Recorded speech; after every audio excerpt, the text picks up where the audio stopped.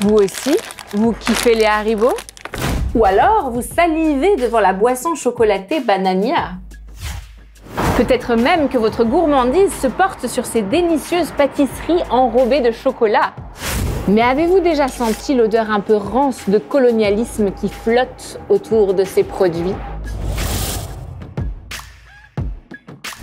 D'anciennes pratiques marketing mises en place par Haribo sont clairement racistes. La marque a en effet commercialisé jusque dans les années 2010 des assortiments de bonbons noirs appelés têtes de en France ou Zulu en Allemagne et rebaptisés Melting Pot ou Skipper Mix avant d'être retirés du marché. Banania a plusieurs fois changé son packaging raciste sans pour autant s'éloigner des clichés. Quant à ces pâtisseries aujourd'hui appelées têtes de choco, croyez-le ou non, elles étaient aussi appelées il y a peu têtes de Si, d'ailleurs sur Wikipédia, on peut encore lire une tête au chocolat, parfois typographiée tête au chocolat, ou tête choco, ou encore tête de est une pâtisserie constituée de meringues. On conditionne les gens à vivre dans les clichés et à normaliser tout ça. Parce que le fait de voir cela régulièrement, que ce soit dans les rayons de supermarché, continuer de voir un jeune homme noir sur une boîte de chocolat, par exemple, en fait, c'est banalisé pour les gens. C'est tout à fait normal. Et en fait, dans leur subconscient, leurs parents ont grandi avec ça, donc les ont élevés d'une certaine manière.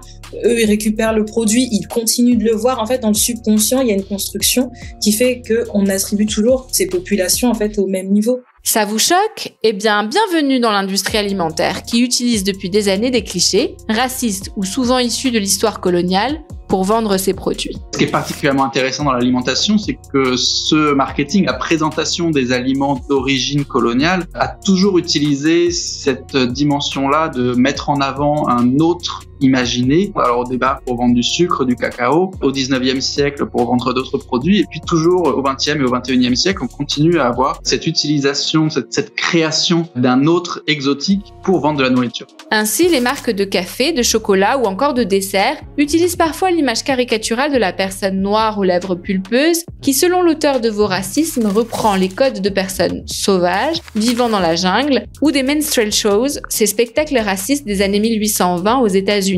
La marque de biscuits Brun, groupe Lu, a commercialisé jusque dans les années 90 les biscuits au chocolat Papou. En France, les biscuits Saint-Michel ont été jusqu'à commercialiser en 1986 un produit nommé alors que ce terme est une insulte raciste depuis la Première Guerre mondiale. La marque a par ailleurs participé à la création d'un zoo humain près de Nantes en 1994. Si, j'ai bien dit 1994. Le village de présentait ainsi des hommes, des femmes et des enfants mineurs sans leurs parents qu'on avait directement fait venir de Côte d'Ivoire. Leurs conditions de travail ne respectaient pas la loi française. Grâce notamment à la mobilisation du collectif Non à la réserve humaine, la justice condamnera le parc en 1997 pour atteinte à la dignité humaine.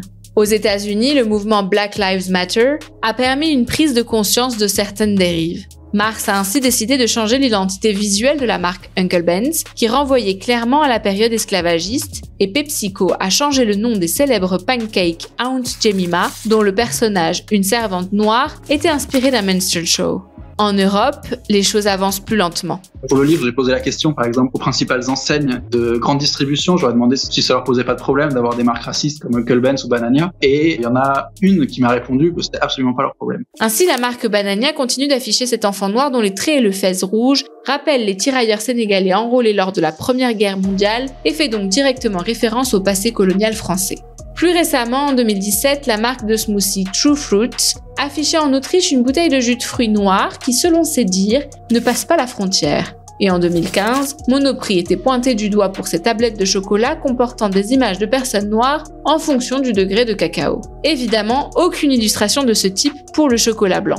Nicolas Kayser-Bril dénonce également l'hypocrisie de la marque de café Malongo qui met encore aujourd'hui en avant sur son paquet, flanqué du label Commerce équitable, de petits producteurs de plantations de café dont les vêtements indiquent l'origine sociale modeste mais qui sourient. Le message que ça fait passer, c'est que c'est super équitable. On achète du café à ces personnes-là qui sont payées un peu plus que dans d'autres exploitations, mais c'est même pas sûr si on regarde le détail. Et surtout que c'est super pour elles sont contentes, elles sourient, elles sont contentes de vous faire votre café et tout va bien.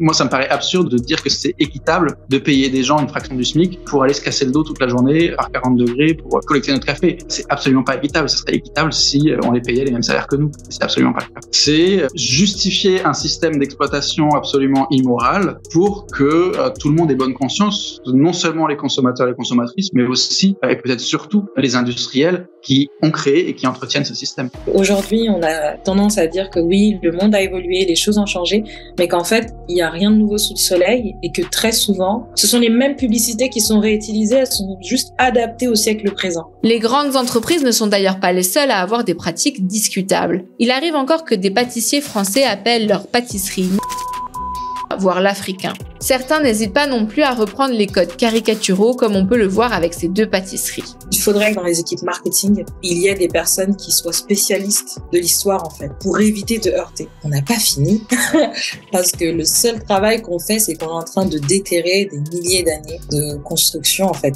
des milliers d'années d'un système qui a été établi, qui a été construit. Donc là, ça fait peut-être, 5, 6 ans et encore, je suis très large, qu'on commence vraiment à se faire entendre sur la toile.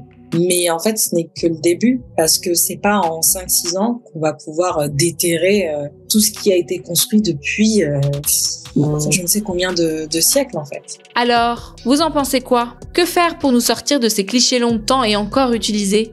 Avez-vous d'autres exemples de produits qui jouent sur les clichés et font polémique? N'hésitez pas à nous l'écrire en commentaire.